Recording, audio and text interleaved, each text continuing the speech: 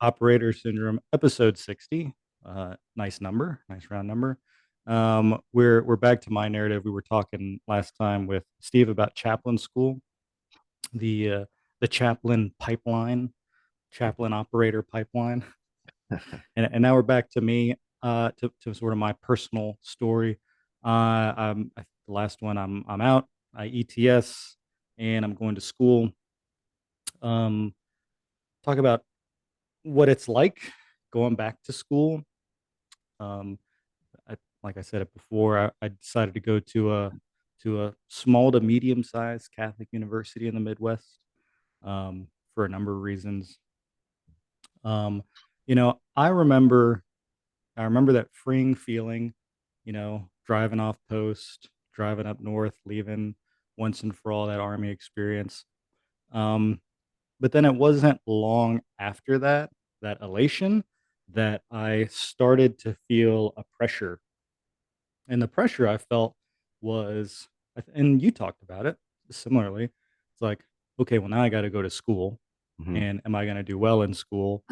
And, I was very aware and sensitive to the fact that, my peers, people I graduated high school with, they either were or had graduated already. So I kind of felt a little bit behind, you know. Um, Yeah. that's sort of a self-imposed stressor. No one had said anything about that. In fact, I'd heard from family friends that that was sort of nonsensical. Um, but Mhm. I think that was partially just the attitude, just the general attitude that I had. Like in the army, doing well, how to do well was normally pretty clear, right? Like you knew what ranks you had to achieve, what schools you had to go to, what kind of, you know, assessment grades you needed, whatever you want to call it. And then now it's what I had wanted, right? I wanted an opportunity for infinite possibility, but now I was having a little bit of trouble wrapping my head around what that actually meant. And then so trying in my head to put order to infinite possibility was something I was struggling with. Yeah. And nothing too bad. Just when I look back on it, I definitely didn't need to be as worried about it as I was. Um, so, uh, you know, Going back to school, I was in high school, I was average student, B Mhm. student, probably, couple A's, mostly B's, a C once in a while. A D wasn't out of the question, maybe, maybe once a year. So that's the kind of student I was. Yeah. Um, and but in the process I remember the process for applying. I I remember I was really worried about like my essays, you know. So I'm on deployment writing college Yeah. essays. Yeah. I'm on deployment writing college essays, that last one, and sending them in and all that. And I was just really concerned about, okay, am I going to look smart enough? I wasn't a first generation college. My father was in our family. He was the first generation. My mother didn't go to college. So, I was like, and by the way, so he was also an enlisted dude who Mhm. got out and then went back to school. He went back to school on the GI Bill. The little bit that you got back in the day, and then he went back in as an officer. Yeah. So for me, I still, I had a role model, right, for the fact that it could be done. But I was just, again, it was the unknown. I wasn't quite sure, and I defaulted to, my personality was the type to default to trying to do the absolute best I could, You're and right. to worry about a bunch of things related to that because I wanted to do really well. Yeah. Ultimately, so I got into the schools that I had wanted to get into, more or less, kind of what I was targeting, for multiple reasons. Um, I got into, so that wasn't really that big of a deal. Um, I do remember the first time I met with my is it academic advisor? It's kind of like your Correct. counselor, right? Yeah. Yeah. Just kind of like to show like that transition. I remember meeting with her, and I remember being really worked up about going to talk to her. And I remember I remember getting dressed, and I got, that when you're in the military, like when you wear civilian clothes for official purposes, there's almost kind of like a uniform, right?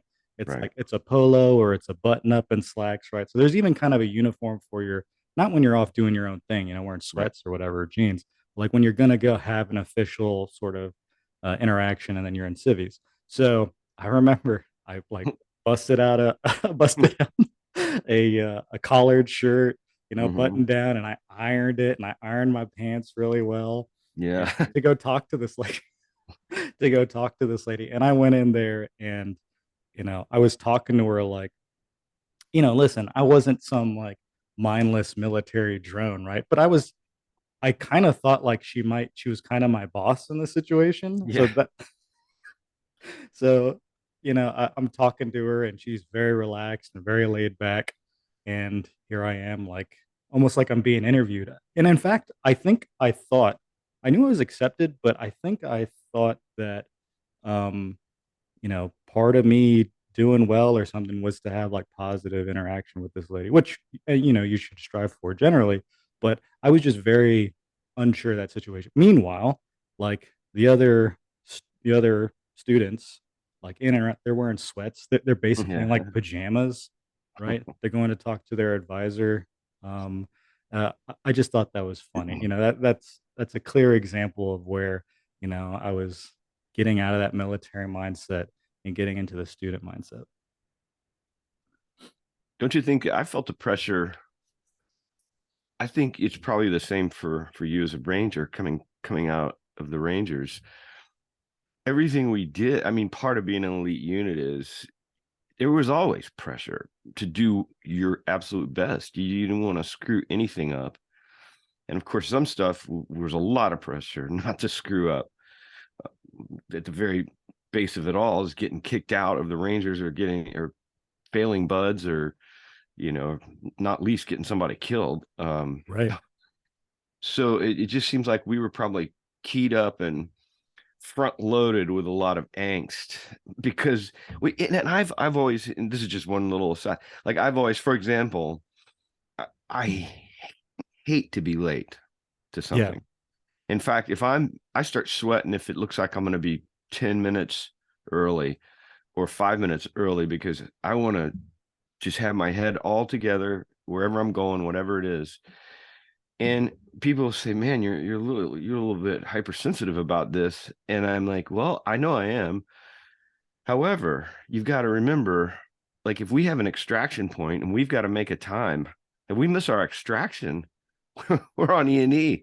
Mm, The gravitas of that of being late. I'm not saying that happens every day, sure. but Sure. you it's just like pounded into you, don't be late. And so there's just little things like that where I think we carry. But I also think that it, even though it made us nervous and probably, keyed up to a degree, probably served us well, most of it. Yeah. The you're late if you're on time thing, that's still very much a problem for me. I'm getting better.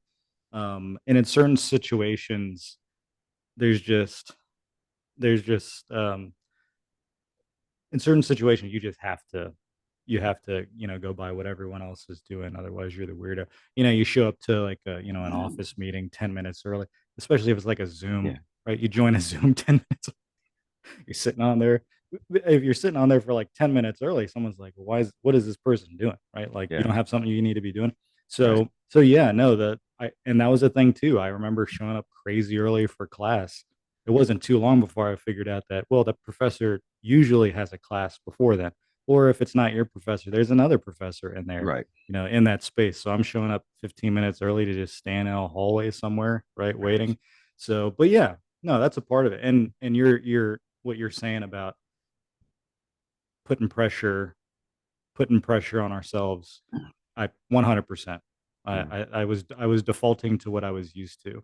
Hmm. With regard to the time hack thing, though, yeah, it's crazy. I'm currently responsible for the morning, like, packaging up, the precious cargo to go off to school in the morning, and it's like it's stress city. I'm getting so many grays trying to get this kid off to school.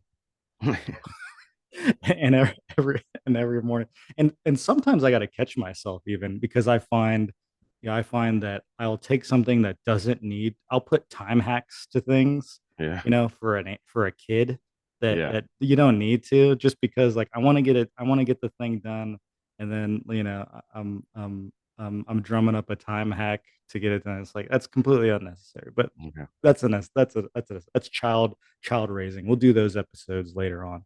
We'll do those next year. But Yeah. so going to school, um, like I said, I was an average student. I think more or less I was pretty average. I did Mhm. graduate with honors ultimately, but pretty average. I think I pretty quickly got comfortable, being in a classroom. I didn't have. I thought it would be a. I thought I was so much older than everyone in there, and ultimately I got used to it. I'm only with students who are about four-ish, 4 or 5 years behind where I was in high school, right? So Yeah. it wasn't that big of a deal. Again, it was more of kind of like a made up obstacle in my Mhm. head. And I never really had a problem with thinking, and you'd hear about some folks, sort of from my peer group, maybe you saw or experienced this yourself. There sometimes folks would be like, "Well, these kids don't have a clue, right? Like they Yeah. don't understand, or they don't this or that."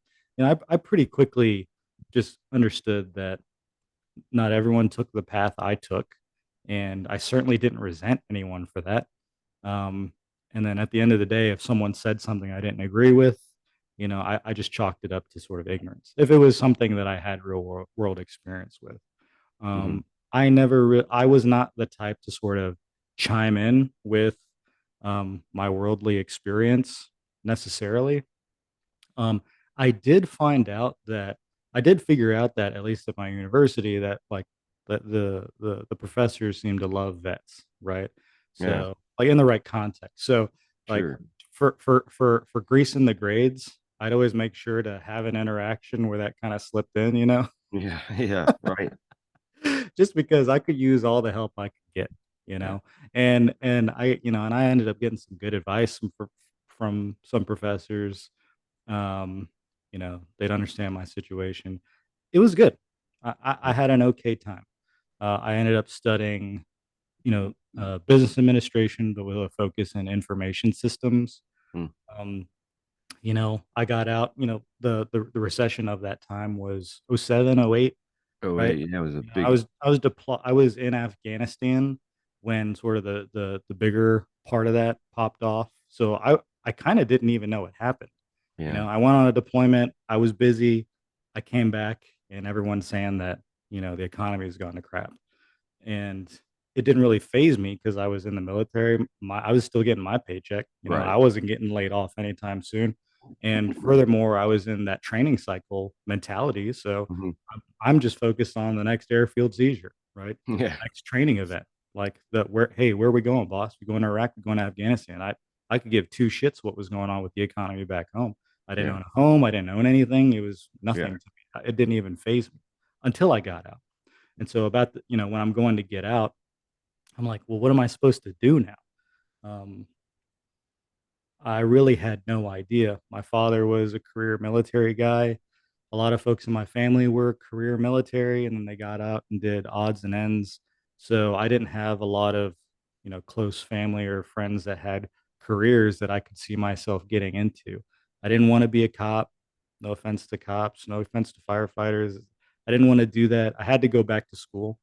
I had to because I needed to take advantage of the GI Bill, Mhm. which is another important point. When I enlisted, I was one of the last groups that was still the Montgomery GI Bill with the Mhm. kicker, if you wanted. Right. The post 9/11 GI Bill wasn't a thing yet, and somewhere in the middle of my enlistment, that became a thing, and it was just like mind blowing, like the Mhm. quality of that benefit. Oh, yeah. The Montgomery GI Bill with the kicker, which was like some extra money you paid out up front, you got a little bit extra. Right. It was nearly guaranteed not to pay for an entire degree. That's right. It was very easy to get off track and to find yourself footing the bill yourself somehow. That's what my Yep. father had to do. He had to work like he got a little bit of money from the GI Bill back in the '80s, and then he had to figure it out the early '80s, and then he had to figure it out. Um, for the rest of it. But I was reading up on what this post 9/11 GI Bill, full tuition, you got a stipend for books, you got a stipend for living expenses. Yeah. So you got paid to go to school basically, Yeah. and it was 100% for in-state public schools, I believe, Yeah. and for private universities. I went to one. They had this thing called a yellow ribbon program, which would, like, the school and the VA or whoever it is that administers it, Hmm. they kind of meet halfway, and it's still paid full. So Yeah. so when I got out, I was like, okay, I'm getting paid to go to school. I was living in a relatively low cost of living area. You know it well. Yeah. And so I was like, well, that's all. I'm just going to focus on school. So that's what I did. I treated it like a job. And maybe that Right. was the other part where there was pressure Yeah. because, for me, I was like, well, I definitely want to do well. I want to graduate. I want to move on. But also, this is how we're paying the bills. Sure. So, um, the interesting thing about that is that you only got the stipend, the living stipend, while you were enrolled in class. That makes sense. Yeah. So, you could do a 4-year degree, your typical bachelor's degree on that 4-year timeline, on a traditional 4-year timeline, taking the summers off, but you had to figure out how you're paying rent and feeding yourself when you're during the summers, right? During the summer. Yeah. That was my question. So I just decided, well, I'm just going straight through. So that was my plan. I was going to take a full course load, you know, fall, spring, summer. And I did that and I ended up graduating in 3 years. Not because I was trying to be like super motivated, but because that's how I was paying the bills. So, um, and then and then sort of a side benefit of that is you still get, it's like a count, or at least it was like a calendar month set benefit. So um I did my degree in 3 years. That means I had a year left over. I ended up using the rest of that to get a graduate degree. So that was pretty awesome. Nice. All for Yeah. the That's good. easy, you know uh easy trade of however many deployments. Yeah. However many combat deployments.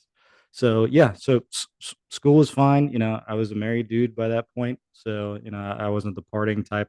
The school I went to, Catholic University, not really the place for that, anyways. Hmm. But it was fine. I had a good time. So, What and I did you learned do for healthcare? For that. Yeah, so this is a good segue into the National Guard piece. yeah. So before I got out, the National Guard recruiter did a good job of scaring me about stop loss, and I signed a contract, a 1 year and some change contract with the Guard, to basically be in a non-deployable status, but to drill for a year, and it was a money thing. It was like a Yeah. bureaucratic money thing. So um, the what I saw as a benefit was, okay, I'm not going to be completely out of the military thing, even though that's what I really want. But I'm an adult, and maybe I just need to swallow this for a little while. But I got the healthcare because Yeah. there's like Guard Healthcare Associate, which was TRICARE, a different Try. version, different than like active duty TRICARE. Because I'm Right. married, I got a wife, I need to have healthcare. So no kids yet. So um so I do the Guard thing. I said I'd talk about the Guard, and I do have a lot to say, but so from a practical perspective for me, um, would I do it again? I'm gonna ask myself, would I do it? Mm. I don't know that I would do it again. If I had known that I wasn't gonna get stop loss, I don't know that I would have done it. Overall, what I'll say about the Guard was, uh, I have a lot of problems with the institution. I think that Hmm. there are a lot of problems with the concept of the National Guard as it is today, or then, as it was then. Now Um, the guard. Let's Go ahead. back up because I'm not even clear about it. Okay. I'm sure if there's non-military listeners, they're probably equally unclear. Mm-hmm. So I was in the reserve, the Mm-hmm. Navy Reserve. But you were in the Army National Guard. That's right. Now, now this may be totally pure Billy Bobism, but I always had thought or heard that the National Guard works for the governor of whatever state you're residing in, Mm-hmm. or somehow, That or I think that's mostly true. So the guard, the national, any state's national guard, any state's guard leadership is a governor appointed. They call them tags, but I don't know what that stands for. I don't know what the T stands for, but I think it's adjutant general. I don't Yeah. know. But they basically, the general in charge of a state's guard is someone who's appointed by the governor. They're an Okay. asset of the state unless they're called up to federal service for whatever Okay. reason, right? So that's why if there's, tornadoes, hurricanes, disaster Right. response, all that kind of stuff, the governor can call them up and do what they want. Um, uh, so yeah, that's how it works, unless they're activated for a deployment for federal service. The reserves, the Army Reserves, and I know almost nothing about them, but I believe they are still federally controlled, Yeah. soldiers. That Um, that's my understanding from the Navy mhm, side because I do mhm, know that side. Yeah, you're working for the chain of command mhm. coming from the Pentagon down. Yeah. So and the makeup is different. So the reserves is mostly like combat support. So Hmm. if you think about like in the army, you have combat arms, which is infantry, field artillery. I think engineers are that. So those type of folks, right? So combat, troops who are intended to be like combat troops. Then you have like combat support, which is like, the next rung down like of immediate support. And then I think there's like combat service support. Again, I'm not an expert, forgive me. And those would be like the logisticians and like the fuel. I think like they would be combat service support, that type of stuff. So the guard has, I think, a mix of kind of everything, but it has a decent number of combat roles, Right. infantry, all that type of field artillery. They've got all that kind of stuff. Special forces. There are two like special forces groups that are in the guard. Um, Okay. and then but not in the reserves. So when it's time to get out, I kind of I did I thought that I wouldn't want to do the National Guard. I figured I could, to be blunt, I thought it'd be easier if I just went into a reserve gig. I'm not quite sure why I thought that. But it was just easier for me to be, an 11 Bravo in the active army and then go to an 11 Bravo spot in the National Guard. It was just easier. I wouldn't have to retrain, wouldn't have to do anything like that.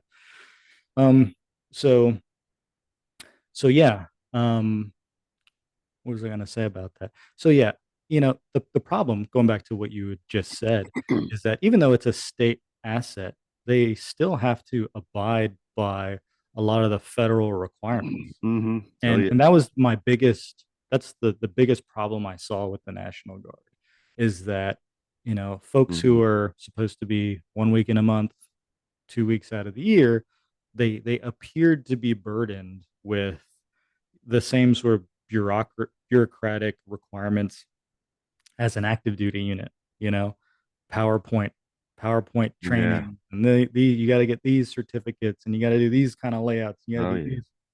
So, and that was the biggest problem, that I saw. So it's a lot of part-time leadership trying to fulfill full-time administrative requirements, and then just a bunch of Joes hanging out, Uh-huh. right? Just doing nothing, Drinking um, coffee.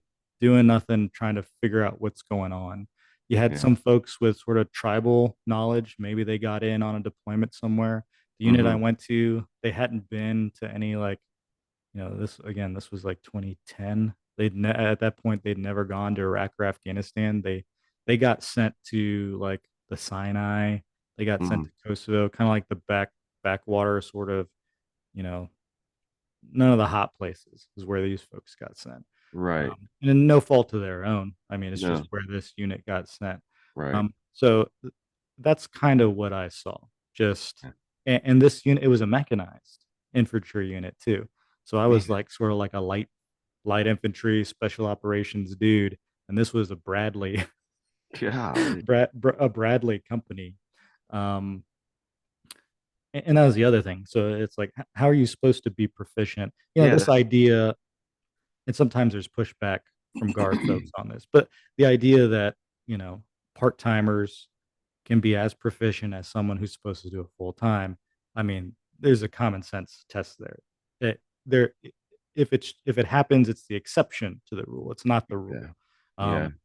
Um, and then when you throw in things like tracked vehicles, I'm like, these guys are just sitting around all the time. Like, how are they supposed to? And they need to know how to maintain Bradleys. Like, Yeah. I had been on strikers. Like, I knew Right. there's a lot to it, right? Oh Like yeah. maintaining vehicles and knowing how to do this and that. Like, so, Not to mention proficiency of yeah. operating that thing and training.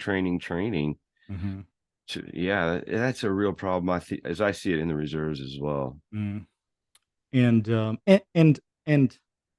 and the the requirements they put on the people, I want to say it before I get too much further, and I'll expand on it later. The bright shining light for the National Guard are the actual people that are in there, the Mm, people who volunteer, the people who are there trying their best. I think it's purely a structural problem yeah. with the National Guard. um, I think that it's a misuse of the type of talent that is available to them. You know, Hmm. I'll get more into that, but but yeah. So I didn't really need to worry about it. You know, it wasn't really my problem to fix. I was checked out. Like I was Hmm. not there to be a soldier. I was there to show up, do my time, do my year, and then go. It was like an additional prison sentence. And there was a group of us. There was kind of like this little group of dudes who had come from the active duty who bought into the same scare tactic.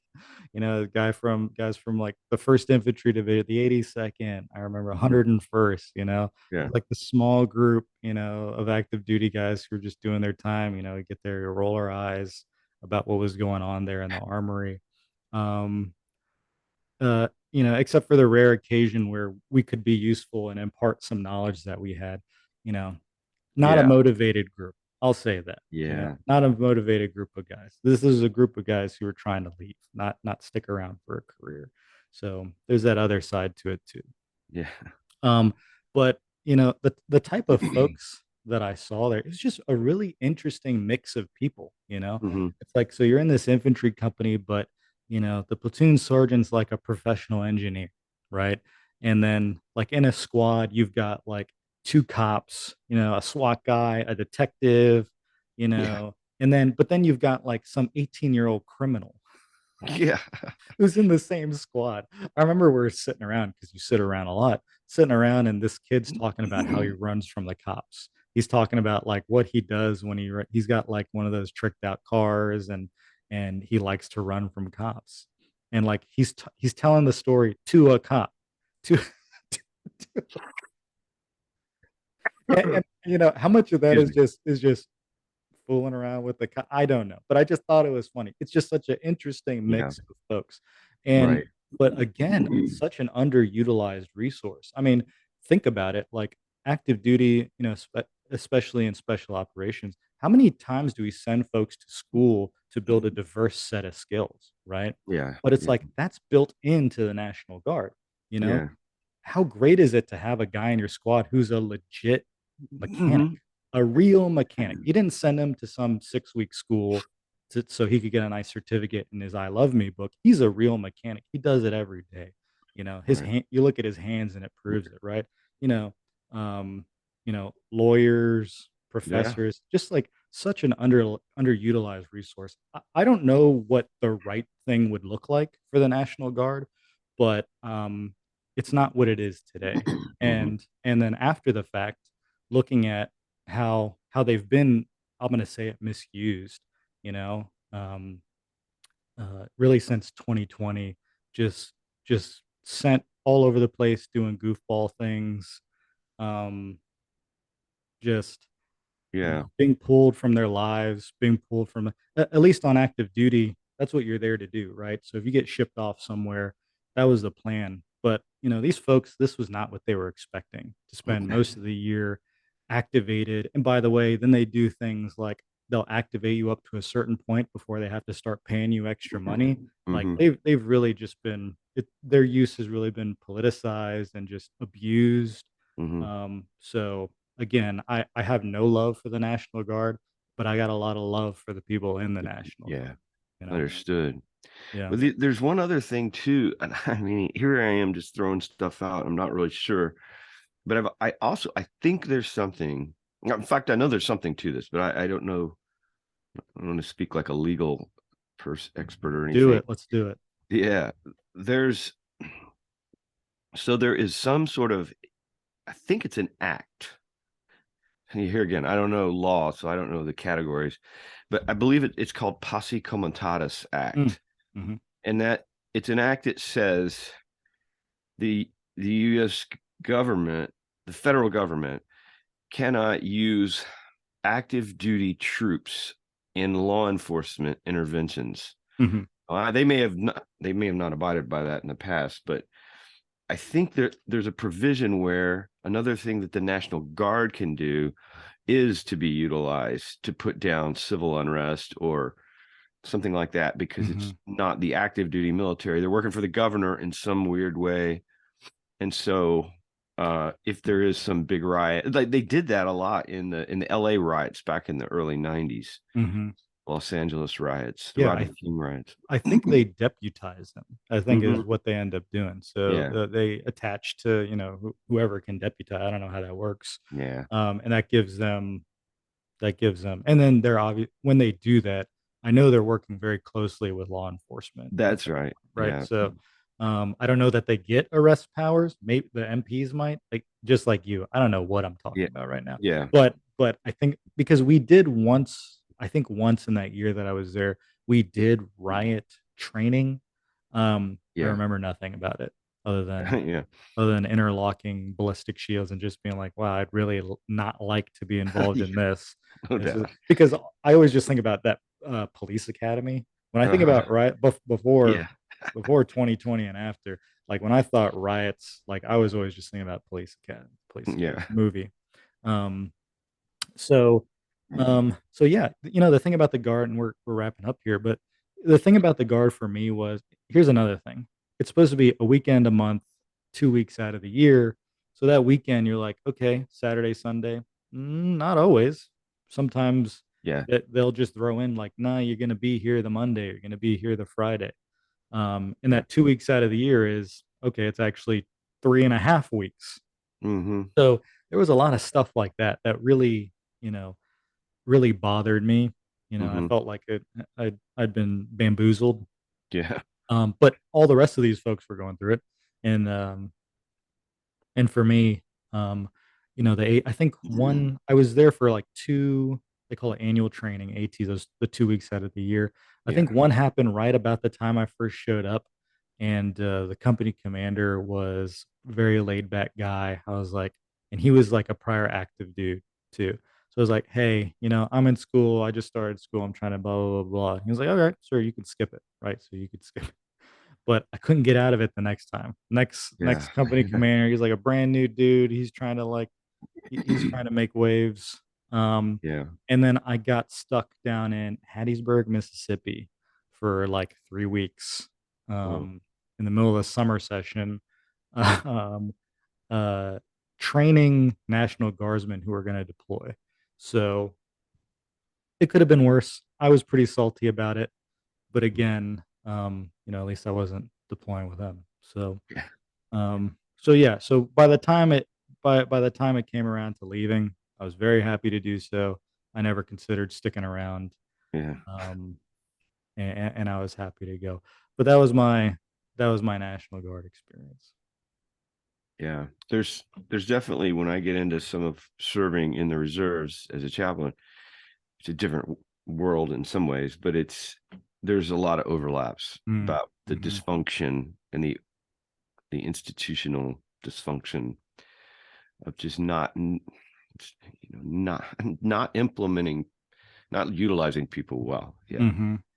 And And yeah, and it's certainly changed because one thing I can say is You know, my f my father was in the National Guard while he was back in school. By the way, in the same area where I was doing it. And then I got an uncle who was in the National Guard in the '50s. hmm, So, wow. um, so I know what the National Guard used to be about and what Hmm. it's turned into. And it's definitely a more professional force, but I think there's a lot that they're I think when people were doing the math, I think you can see it in the recruiting numbers. People were Hmm. starting to look at what it's turned into, and it doesn't make sense for them anymore. But hopefully they figure that out. Hopefully. Um, so that's it. That's college. That's the National Guard. That's all I've got to say about that. So when we come back, um, I think we're going to talk about. I like to talk about my VA experience. I like to hear what you thought Yeah. or think about the VA. Okay. Um, so that's it for today. We appreciate you all listening. We'll catch you in the next one. Ciao.